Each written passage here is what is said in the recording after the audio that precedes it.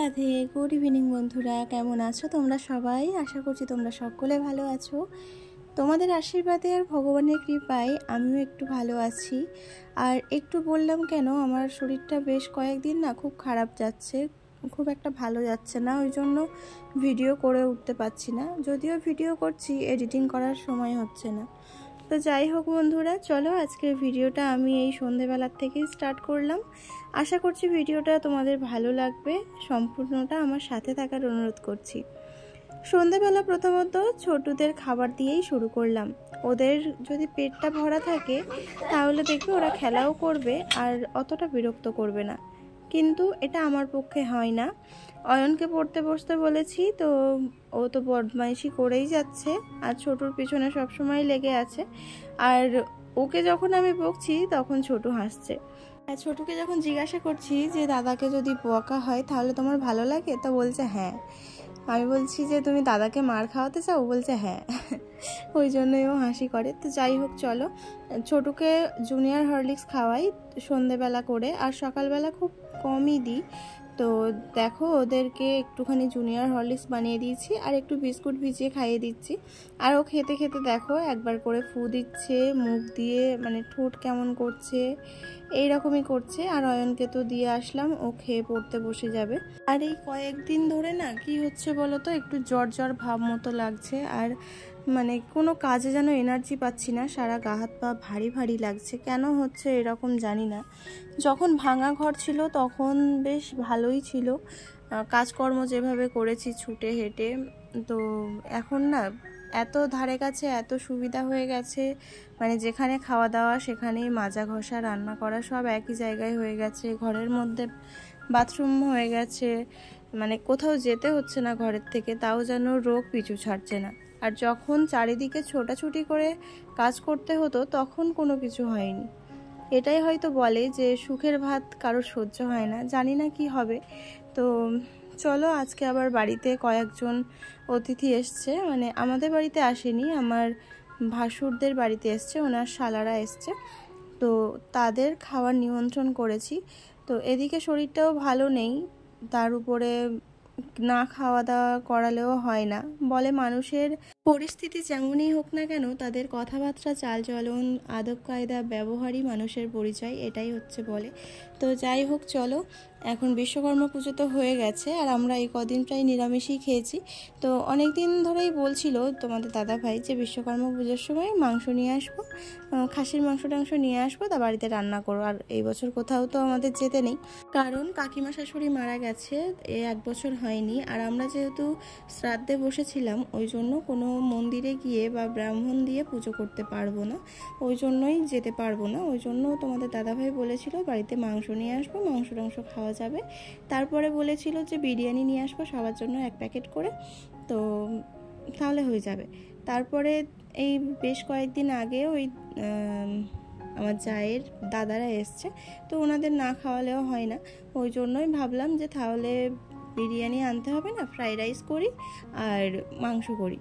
তাই তোমাদের দাদাভাই হচ্ছে ফ্রাইড রাইসের জন্য যা যা লাগে আর কি সেই সব নিয়ে এসেছিলো, সেগুলো আমার কেটে ভেজানো, মানে ধুয়ে টুয়ে রাখা হয়ে গেছে, আর চালও ভেজানো হয়ে গেছে। আর যেমন পারি সেই রকমভাবেই করব।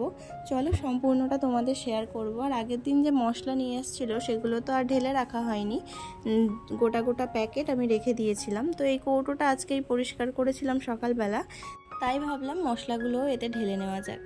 তো চলো, আমার চালটাও কিন্তু ভেজানো হয়ে গেছে আর সমস্ত কিছু কাটাও হয়ে গেছে। আর আমার জুতোটা না ছিঁড়ে গেছিলো, তাই তোমাদের দাদাভাই যখন মাংস আনতে গেছিলো আমার জন্য এই জুতোটা নিয়ে এসেছিলো।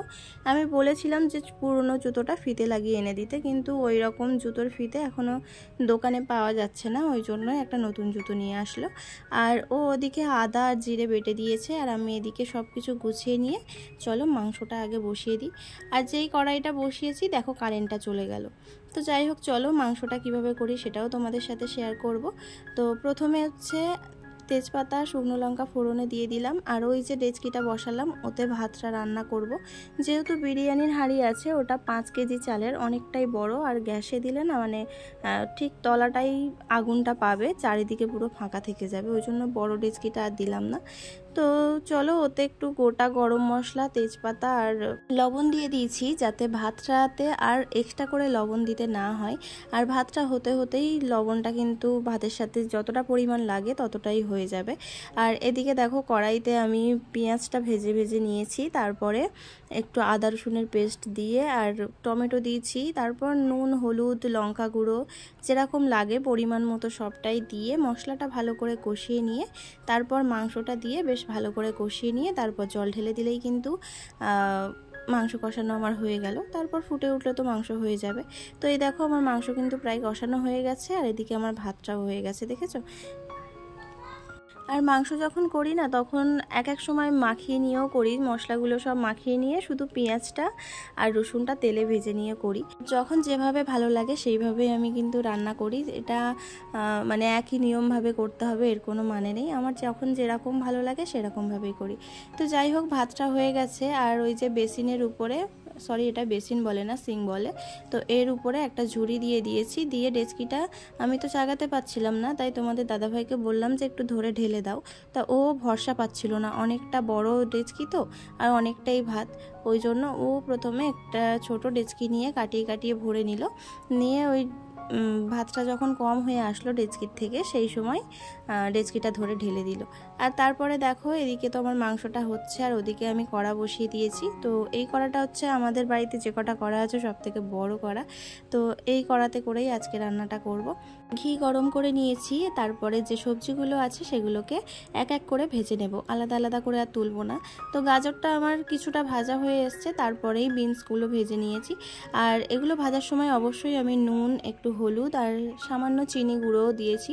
আর এগুলো দিলে না মানে যখন আমরা ভাতের সঙ্গে সবজিটা খাবো তখন একটা আলানো আলানো ভাব লাগবে না, মানে নুন নেই, তেল নেই, মিষ্টি নেই, এরকম ভাব লাগবে না। ওই জন্য সবগুলো আমি একসাথে ভেজে নিয়ে আর এতেই দেখো ভাতগুলো দিয়ে দিচ্ছি। আর কাজু কিশমিশ ছিল জানো তো, এইটা না আমার একদমই দিতে মনে নেই, কেননা আগের দিন দেখেছো তোমাদের দাদাভাই কতটা কাজু কিশমিশ নিয়ে এসেছিলো, কিন্তু আমার দিতে একেবারে মনে নেই, কারণ অনেকটাই রাত হয়ে গেছিলো। রাত বলতে 9:30 মতো বাজে।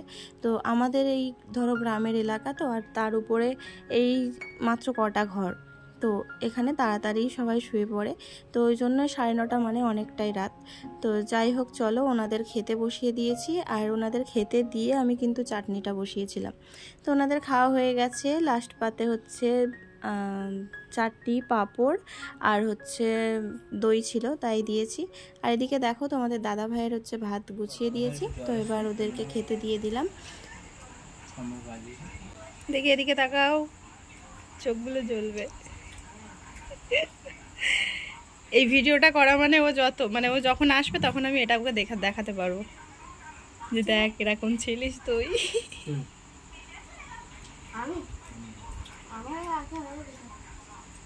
বিয়ের পরে তো আসবি। চলো, সবাই খাওয়া হয়ে গেছে আর এরা দুজন খাচ্ছিল, তাই আমি বসে একটু গল্প করে নিলাম। আর মা অয়না ছোটুকে খাইয়ে বাইরে আসতে আর মাকে ভাত দিয়ে নিলাম। আর ওই থালায় দেখো অনেকটাই ভাত আছে, তো আমি ভাত অনেকটাই কমিয়ে দিয়ে আসবো, কেননা অতটা ভাত খাওয়ার মতো ক্ষমতা আমার নেই। আমার শরীরটা হয়তো দেখে মনে করতে পারো যে আমি কতটাই না খাই, কিন্তু আমি অতটাও খেতে পারি না। আমাকে দেখে যেরকম মনে হয় আমি কিন্তু সেই রকম না। আর যাদেরকে দেখে দেখবে যে মনে হয় না যে এরা খেতে পারে, এরা খেতেই পারে না, এইরকম মনে হয়, তারা কিন্তু ভালোই খেতে পারে। কিন্তু আমরা মোটা বলে তাই মনে হয় যে এরা মানে সবার খাবার একাই খায়, কিন্তু একদমই নয় এরকমটা, মানে আমার বাড়ির লোকই জানে। আমিও খেতে বসে গেছি। আর একটা জিনিস কি বলো তো, যতই অসুস্থ থাকি না কেন চেষ্টা করি সবাইয়ের সঙ্গে মিলেমিশে হাসি খুশিতে থাকতে। এটা বাইরের কাউকে বুঝতে দিই না যে আমার শরীরটা খারাপ বা কিছু। আর এটাই হচ্ছে মেয়েদের ভুল। যতই তুমি পরের বাড়িতে এসে নিজেকে উজাড় করে দাও না কেন, কেউ তোমাকে আপন ভেবে মেনে নেবে না। কেন বলো তো? না, আম গাছের ছাল কখনো জাম গাছে লাগে না, এটাই হচ্ছে বাস্তব। আর এদিকে দেখো ছোটু কিন্তু দই খেয়ে একদম হাতে মুখে ভর্তি করেছে। আর খাওয়ার সময় এত বিরক্ত করছিল না যে আমি খেতে পারছিলাম না। ওই জন্য ওর বাবাকে বললাম যে একটু দই দাও, আপাতত একটু বসে খেতে লাগুক, তাহলে আমি একটু খেতে পারবো। যখন আমি খেতে বসি তখন আমার পাশে আর ধরার মতো কেউ থাকে না, এই জন্যই রাগটা ধরে। তো এই দেখো খাওয়া হয়ে গেছে, তারপরে একটু রাগ দেখাতে ওর বাবা ওকে নিয়ে ঘরে গেল।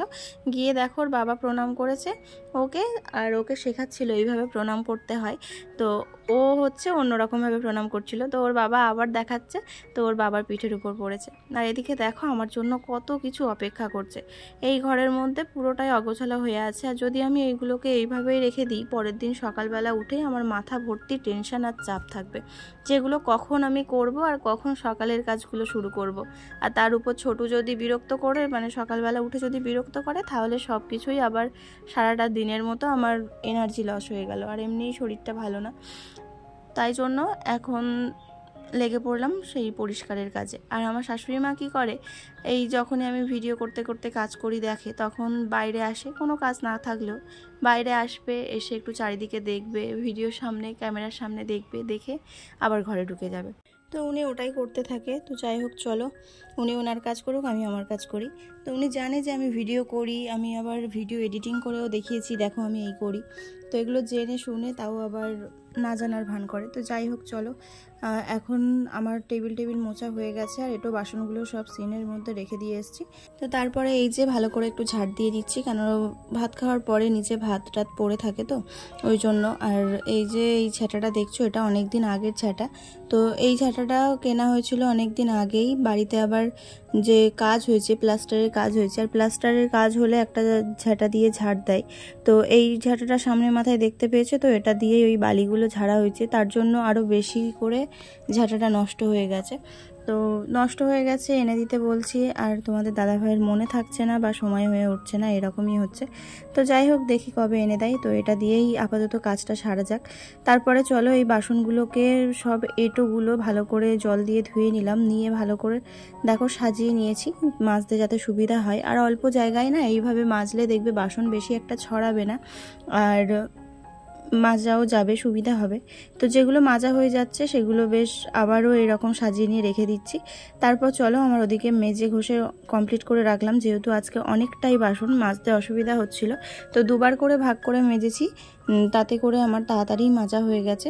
তো এবারে আসছি এই দিকটা একটু গুছিয়ে রেখে দেবো, কেননা আজকে রাত্রিবেলা যদি আমি গুছিয়ে না রাখি, কালকে সকালবেলা বললামই একটা অন্যরকম পরিস্থিতি হয়ে যাবে। তার জন্য যতই কষ্ট হোক রাত্রিরের কাজটা রাত্রিরেই সেরে রাখার চেষ্টা করি, মানে যতটা আমি পারি।